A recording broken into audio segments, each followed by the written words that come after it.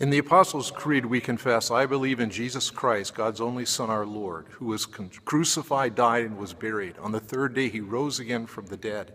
He ascended into heaven and sits at the right hand of God the Father Almighty. And likewise, we confess in the Nicene Creed that this Son of God, light of light, very God of very God, on the third day, he rose again according to the Scriptures, and he ascended into heaven.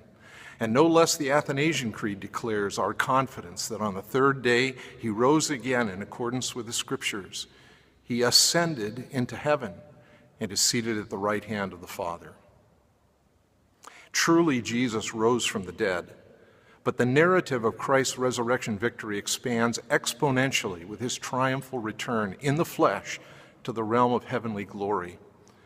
Ascension Day, 40 days after the revealing of Jesus' empty tomb and after 40 days of showing himself alive again and again to his followers, Jesus ascended.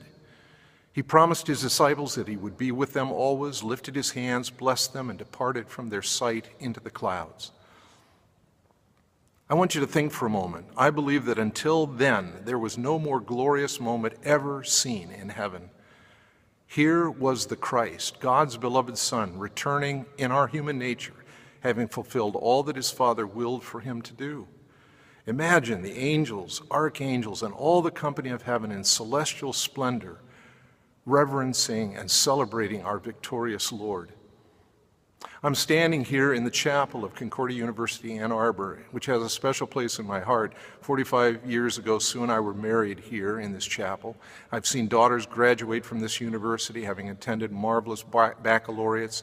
Conventions of our church have filled this space with song celebrating the resurrected and ascended Christ.